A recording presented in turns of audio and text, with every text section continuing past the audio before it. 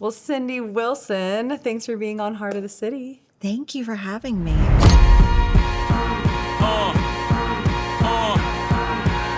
So good to be here. I am just so excited to dive into all things Curate and your baby, your world, this beautiful med spa you've created here in Chattanooga and now beyond, which we will get into. Yes. The biggest thing I always feel when I come to Curate is just how special and different it feels from some of the other med spas I've been to. And I just can't shake that is not so intentional and very curated, something that you have worked really hard on. So I can't wait to dive into that and so much more. I can't wait to share it with you. Yay! Okay, well, first of all, let's start with maybe where your career was before Curate. I'm so curious, like what led you to this point? Yeah. So, early on, I was exposed to personal development leaders like Zig Ziglar, Dale Carnegie, Stephen Covey.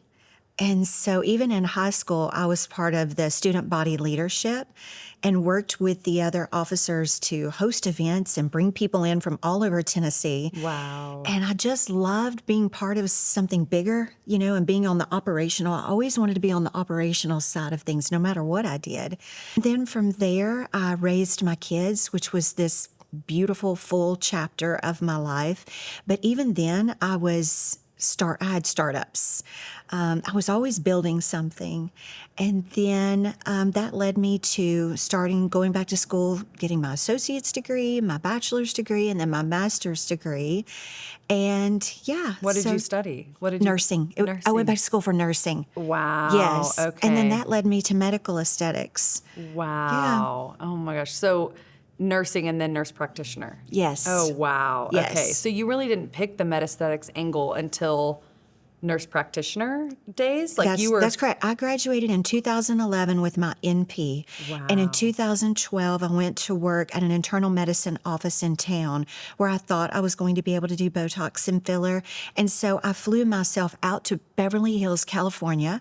2012, it was the mecca of Botox and filler. And I was like, I am going to learn how the best does it. And then I'm going to bring it back to Chattanooga and just wow my patients with it. Wow. So that was pretty much where it started. That is amazing. Okay, so you're working in the internal medicine office. You're just kind of a piece of what they offer. Yes. And then when did you really realize, or did you already know one day I'm going to open my own med aesthetics? No, I don't think I really ever set out to open my own space. It just worked out that way. Okay. Opportunity. Just opportunity. What's always worked for me, Amy, is that I follow something I either really, really want or my instinct, and then a door just opens, literally one after the other. Wow. And so that's pretty much how Curate started. Oh my goodness. Okay, so your first location was Cambridge Square. Yes, in Ottawa, which is where I had grown up. Yeah. It was just me in one room, and I was just seeing patients, networking. I had always believed that females, inside every grown woman, there was a little girl that had played pretend growing up and created these elevated experiences like, playing dress up or having a tea party or pretending to be something they might want to be in the future. And I just felt like as females, we have so much responsibility that we have the privilege of having, but we get a little bit lost in that. We lose that little girl. And so I wanted an opportunity to just help connect the dots. And so that's why I went to Beverly Hills. I wanted to bring something back that was red carpet and was a little bit dreamy and just delight my patients with it. I love that. Man, kind of, yeah, like you say dreamy, and it's like almost bringing back that like inner dreamer within us. Like, I can feel a certain way. I can, I can now have and feel this confidence to go do what I want, be what I want, try what I want. I mean, yeah, your work, it does give a lot of that back. It does. And that's incredible. Yeah, and Botox and filler has gotten such a bad slant through the years, through, the Housewives of Beverly Hills and just seeing bad work. But truly, at our core, we are hardwired for beauty because it connects us. It has to do with longing and belonging. And when a female can look in the mirror and see something that resembles how she sees herself, there is magic in that. And it almost lights them up from the inside out. And I've watched it for years and years. Women who came in and they had just lost their way. They were so busy taking care of everyone else, they didn't even know who they were. They didn't recognize themselves in the mirror. If I had a nickel for every time I've heard that. And so we start with a little bit of Botox, right? And it helps to soften lines that they see that make them look angry in the mirror. Or maybe we give them that pretty little brow lift, which makes their eyes look brighter. And all of a sudden, their spark is back. It seems like such a simple thing, but to that female, it can be a real game changer. Truly. And I've experienced it, so I can attest to that. Yeah. It really is incredible. Yeah. And you're right. Like it has gotten a bit of a negative rap. And I think that people have become a little bit scared of it because they don't want to, say, take it too far, or people don't want to look like they've had work done, know? And it's like, but the magic in it is working with a professional who really knows those limits and those bounds and really fully understands what the woman or the patient is wanting, and I feel like that has been really the best thing I can say about you and your team is that I've never left and felt like, oh, this is not what I want to look like. It's you've taken it just to that place where I was like, whoa, I didn't even know this was possible, or I didn't even know I needed this, but it doesn't look like too much. Yeah, you don't want to change how someone looks. You just want to enhance what's there. For you, your eyes are your signature feature. And so in some ways, I had my work cut out for me because I needed to make sure that I maintained that. And I didn't cross the line of changing signature features. So what we did was just added pretty highlights and contours and just softened and feminized the face a little bit. And it is truly, you can look at any of our before and afters. Our providers are very skilled at creating very natural, subtle results. So, and we have good providers in Chattanooga. There's other places you can find that as well too. But that is definitely something that we pride ourselves on. I mean, as you should. Okay, so beyond the actual services that we just walk away happy with, there's just a feeling when you walk into Curate that is just, it's calming, it's approachable, it's inviting, it's beautiful. It feels luxe, but it doesn't feel stuffy. And I want to hear a little bit about just the way you have curated that experience and just from the time someone walks in. I mean, how intentional are you? What are some of the things that are just non-negotiables for you? Talk me through some of that, just creating that environment. Yeah. So early on, the first thing that I did was I surrounded myself with a team of like-minded people. Paige has been with me for almost 7 years coming this August. And she really has been instrumental in helping to create the systems that helped us scale to where we are now. And then, we had some providers like Morgan and Kayla and Ashley who also came on pretty early on and helped us stand Curate up. And so back to your question is that they all believed they love people. They love delighting people, even in their day-to-day life. And so we all got together and we systemized success. Wow. We systemized what good looked like. And so early on, there was a script. And if you came to Curate, you became a curator and you had to abide by that script. And it was how we spoke, the words we used, the way that Curate smelled, the way that it looked, the pristine daily checklist that we do, delighting them with sparkling water or a seasonal tea. These little things that early on I wanted to elevate the space. I wanted a female to come in and to be surprised that we delighted her, right? And so, that definitely has contributed to our success. 1,000%. That's so awesome. Talk about magic. That's just, there's so many things that go on behind the scenes that I think as consumers or patients or clients, we don't even think about. Right. And I think it's like, that's really where the magic lies, at a restaurant, at a med spa, it's creating that space and that environment to really give people a feeling that does take a lot of work, but should seem effortless. And the proof in that is if you look at our Google reviews, our patients, and we start every team meeting every month with our Google reviews. It is truly the love letter from our patients to us. That's so it makes sweet. it so, it is such a deeply fulfilling career. But over and over and over, the patients talk about how we made them feel, not about what we did. And that's because of the team that we've put in place, the systems that we've put in place, and then also from a leadership position, how we close the gap on that follow up and to make sure that we're abiding by that. Totally. Try to get that right 99.9% of the time. Totally. And that is a big thing. I mean, every time I've come and seen you, you text me within a couple days and you're like, how are you feeling about everything? How is it looking? Send me a picture.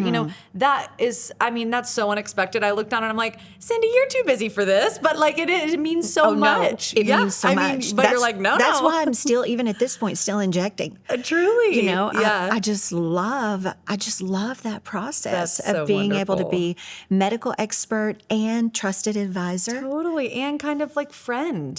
You leave feeling like so friendly with you and your team. We take it so personal. You do. It's hugs.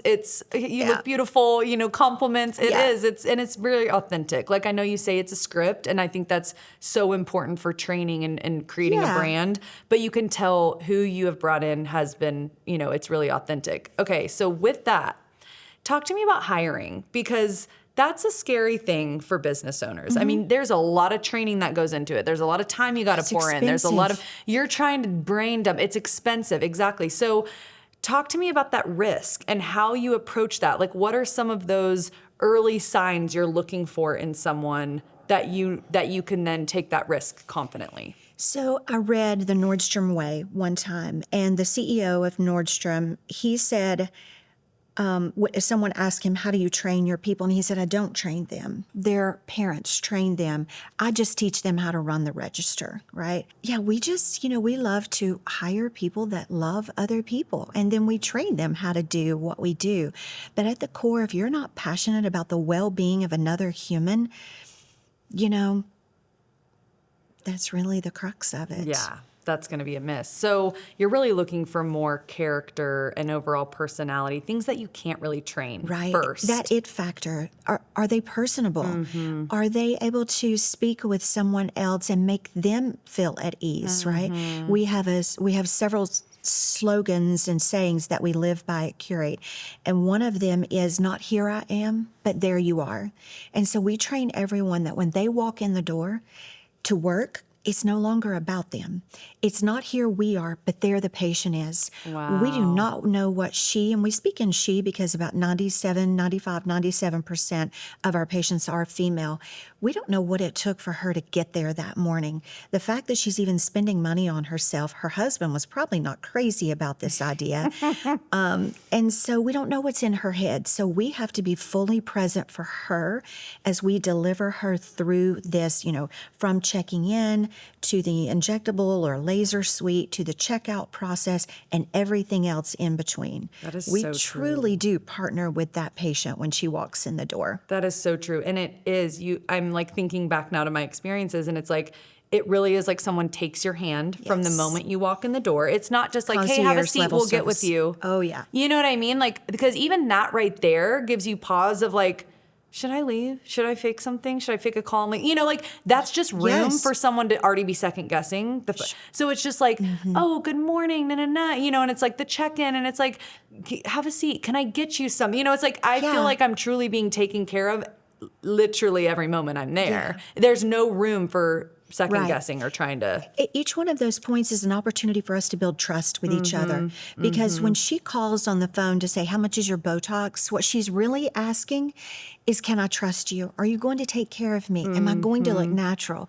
And so we believe that if we take care of every one of those details of making that space feel comfortable and trusting, that she'll feel better about the process. Man, that's so cool. Okay, so you talked about your 97% is female.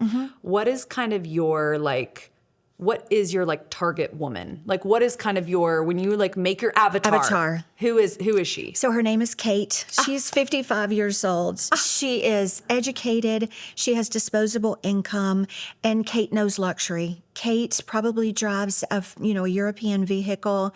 They travel to the best hotels. They're used to concierge level service. They're used to valet parking. And so Kate moves in a way where she has a lot of influence typically. She has a group of females around her that follow her influence. And she's very impactful to these other ladies. And so Kate's our best client. She's compliant when she comes in. She follows the aftercare instructions, and she wants a partnership. She doesn't want transactional interactions. She's not as concerned about money as she is value. She wants value. She wants someone to guide her and to say, this is the level of service, this is the outcome that I want. Take me there, guide me. I will trust you in that process. And we love our Kates. Man, that is amazing. Okay, Kate, goals. I know, right? Me too. That's amazing. Okay, so you mentioned that Kate is 55. Let's talk a little about kind of the ideal age to start engaging with a med aesthetics expert, okay? Yeah. I feel like I hear so much chit chat around that. Like, oh, you're way too young to be starting that. Sure. Or, you're just starting. Like, it's like, well, okay, so Cindy, what is kind of the perfect time? Yeah, I think we have to take a step back and let's acknowledge that everyone has a narrative for us about how we should live our lives, when we should have babies, when we should get married, when we should cut our hair, what we should wear. So at the end of the day, I really advocate for females to take responsibility for what they want. No one knows better for you than yourself. So educate yourself, find a trusted advisor, try to find a couple of good friends who have already walked through that process and learn for them.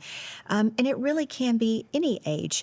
Let's say that you are 22 years old and you have some feature of your face that you don't love. Let's say you have a chin that is recessed or smaller. Well, we can fix that. So is that too young for her to come in? And then when we think about skincare and prevention, it's never too early for that. So Amen. Sunscreen, skincare, hydrofacials, which is just simply going to exfoliate, extract, and hydrate your skin. So yeah, in your 20s for sure. In your 30s, late 20s to 30s, we can start thinking about doing corrective work so that fine lines don't get etched in over time. And that way you'll have to do less later on down the road. But I think females just know when the right time is. I love that. Man, spot on. We do need to take responsibility Yeah. for our own journey and fulfilling our own needs and desires. Absolutely. It's up to us. That is so beautiful. Okay, let's talk about Curate scaling because wow. Yeah. Okay, so Curate was first in Cambridge Square. And then I got the call from you, Amy. We're opening downtown. We're so excited. I was like, oh my gosh, we're so excited. Yes. Then it felt like overnight. It was. You exploded into now 5 Yes. 5 Curates. 5 Curates across Tennessee. I mean, Cindy. Okay. So, wow. So were any of the additional 3 on the horizon when you knew you were moving downtown? No. Okay, so you just thought, I'm opening my second spa. Well, Wait, did this. so let me take you back, because once we started to see some real success around year 3, year 4, we were a multi-million-dollar med spa at this point right here in Chattanooga, Tennessee. And we were actually outperforming other national med spas. And so the question for me changed. It was not how can we continue to grow, but how far can we go with this? And it became clear that I was going to need bigger infrastructure for us to increase our footprint across Tennessee. So in 2024, I partnered with Advanced MedAesthetic Partners. It's the largest med spa platform in the United States. It was founded by some of the aesthetic gurus that I had grown up on. And since then, it has been a ride. They came in and they love the Curate brand, and they have helped us expand across the Tennessee market to 5 locations. So to your point, yes, we just opened Curate Southside in December of 2025. Is that right? No. 2024. 2024. That's right. And then within that next year, we've moved into 3 other locations. One that we opened in Murfreesboro, just like we did in Southside, but then 2 others that we adopted. There were a couple of other med spas that had fell on hard times, and so we just acquired those 2 med spas. And they did all happen around the same time. Oh my gosh. So is Advanced MedAesthetics, that's your partnered company? Yes. Advanced MedAesthetics, are they bringing those opportunities to you? They're like, hey, we think Curate would be good too. Yes. Okay. So Yes. they're really helping navigate that expansion. Yeah. Now, any of that, we call those de novos, those like Southside and Murfreesboro are the 2 de novos. And I was able to help and go out and scout those locations, work through the construction process. But then the other 2 that we just picked up in Turkey Creek, Knoxville, and Belmead, Nashville, they brought those and were like, hey, we've got these couple of locations. Let's see what we can do with it. I was like, let's go. And so, yeah, here we are. Oh my gosh. So was there any reserve in your gut when you this all kind of the opportunities were coming and, Turkey Creek and Belmead, we just opened Murfreesboro. Tell me about that feeling. Like when you're getting those calls, like did you have at all any sort of pause or was it just full on? No, I definitely had pause because whenever I make any move, I have to think about the team and how it's going to impact the team. And one of the reasons I didn't scale Curate on my own was I didn't want to risk. At that point, I had 13, 14 team members, and these females were significantly contributing to the livelihood of their families. And so I didn't want to jeopardize that. And that's why I wanted the bigger infrastructure to help us do it. But yes, anytime they bring an opportunity, we take some time. And 2, I get with Paige, there's not any decision that I don't make alongside her. And now we have Amy Beam, who's helping elevate the brand. She's part of that leadership thought process as well. And then, reaching out to the providers and saying, here's what we're thinking about this. What do you think? On the most part, as much as we can. Wow. Okay, so let's talk about the cost of any sort of decision to take on more. There's always going to be a cost. What does that look like for you in your life right now? What is that cost as you're scaling, growing, taking on more? What does that look like? I would say it's balance, maintaining my balance personally, making sure that my ecosystem is fed, that I'm slept well, that I'm connecting even in the busyness. It's making sure that I am calm and confident in the decisions. It's leaning into people that are smarter than I am and just, making sure that I'm making good decisions. They are not all perfect decisions. I had to give up being perfect a long time ago. Amen. Because that will delay progress all day long. So yeah, the cost of that is the faster you move, the more mistakes you're going to make. And we have to be okay with that. And we have to be willing to quickly pivot and shift to say, I'm sorry, and ask for forgiveness. And so I would say that is some of the cost. It's more human capital than it is financial, for sure. Totally. That's so good. Wow. Okay. There's so many ways we could take this. Let's see. Okay. So how much time personally are you spending now going to these other locations out of Chattanooga? So when I partnered with Advanced MedAesthetic Partners, within probably about 10 months, I was elevated to the managing partner role. So one of the coolest things is I get to partner with 4 other med spa owners across the nation to help grow the platform. So that's been really, really cool. Wow. Anyone that's been in med spa world knows that it is a bit of a singular It's kind of a lonely place to be because there is that sense of competition, and we hold things close to our chest. And so that's been really, really cool. And that is pretty much a full-time job. And then I'm still injecting, which I love, and then growing these other locations. I'm very invested in the providers specifically.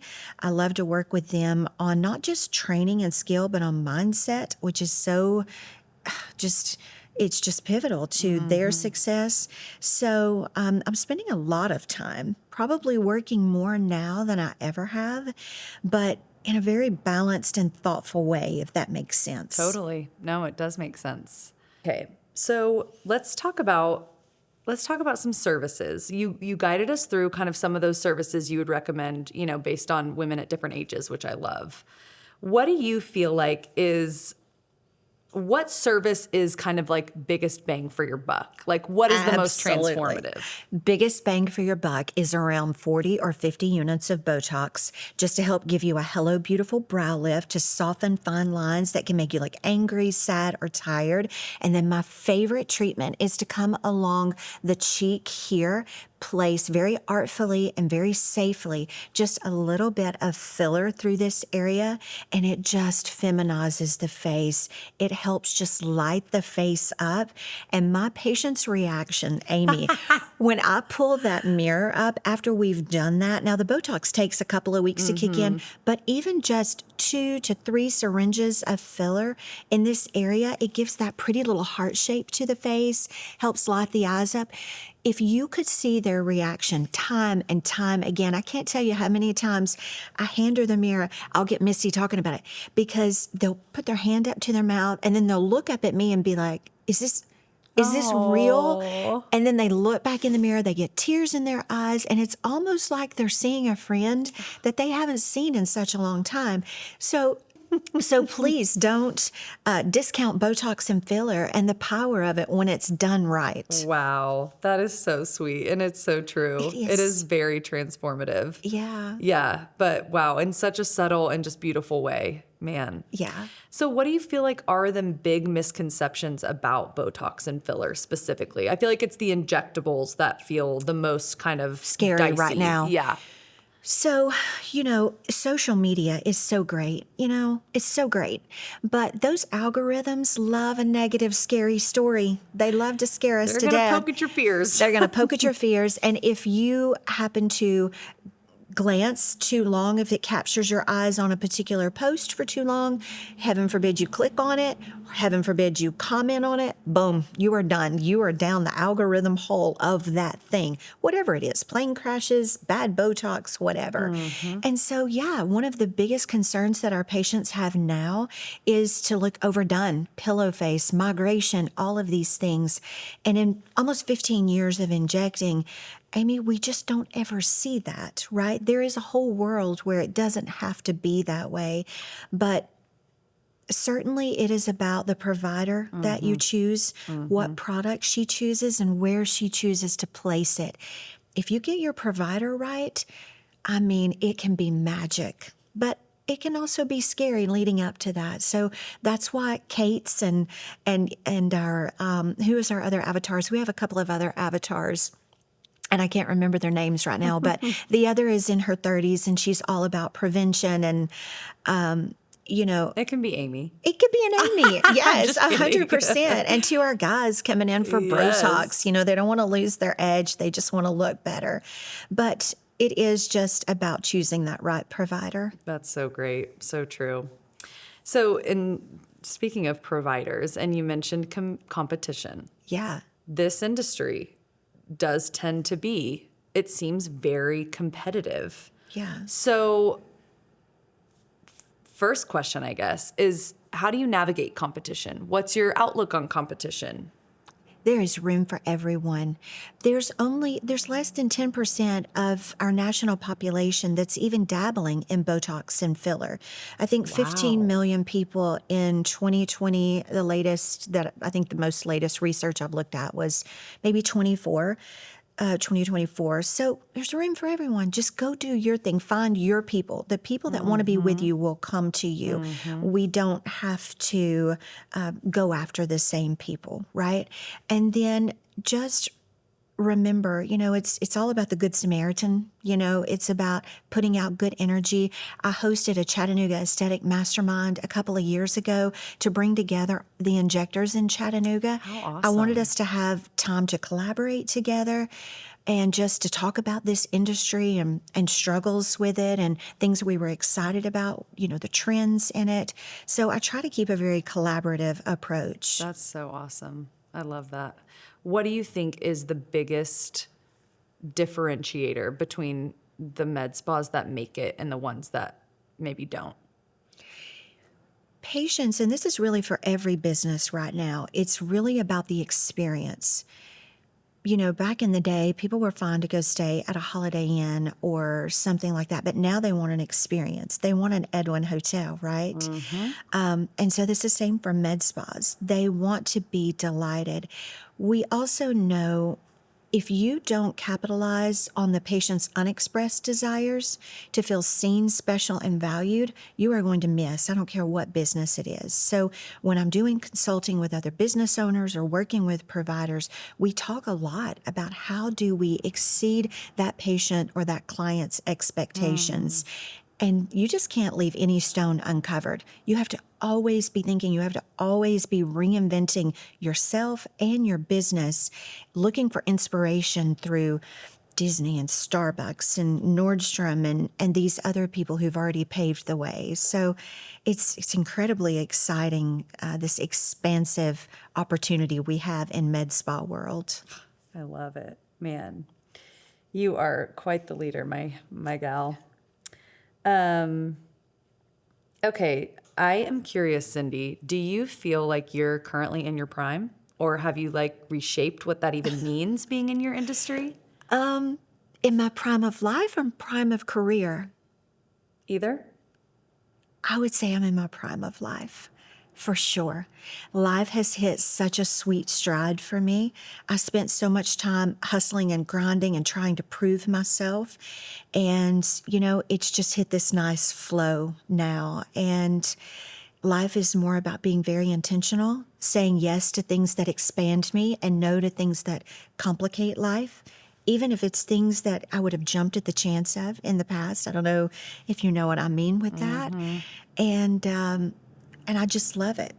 It's a really good time right now. How do you hope your team talks about you when you're not in the room? What do you hope they say? Oh, gosh. I would hope that they would say that I had their best interest in heart. One of the best highlights of my career, there's so many things it wasn't that you would think that it was.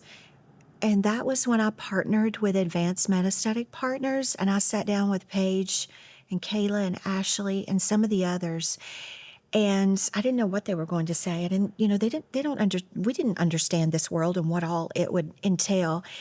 And they just looked at me and they said, "We trust you. Oh, If you feel like this is what's best for the company and for our patients and for us, then we're going to trust you."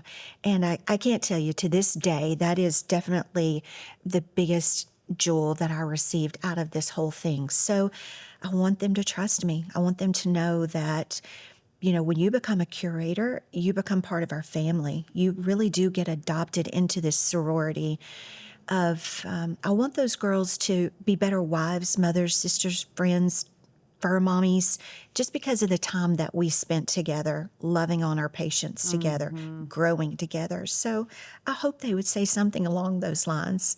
Also that I'm silly. I get a little bit geared. Poor Paige. That I have really big ideas and they have to bring me back down to earth. rein her in. Yes. No, you can't have a helicopter with the spotlights and stuff. Oh my So, gosh, I love it. I love it. Okay, if someone is walking into Curate for the first time, maybe they're nervous, they're unsure, what is it that you want them to feel before they even get there, knowing they're coming to see you? I love this question. We spend a lot of time thinking about her experience. One time we even used a GoPro to drive to Curate and to actually pass other med spas and to think about what that female is going through, to get out of the car, come up the stairs, walk in, these beautiful girls at the front desk.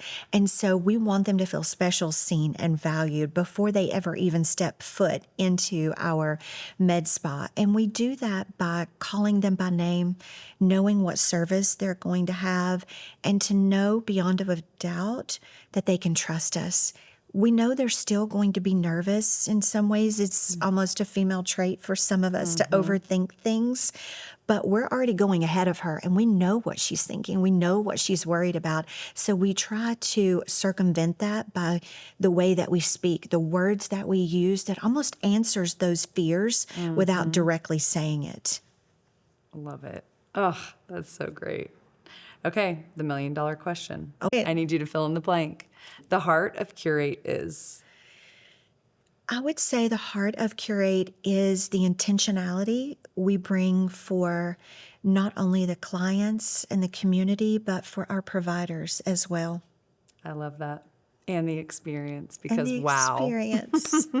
Thank you so much for Oh my being on gosh, and thank you for sharing having me. all of your knowledge and just your wisdom. And I'm just so excited to see where Curate's going to be this time next year. Thanks, Amy. Thanks, Cindy.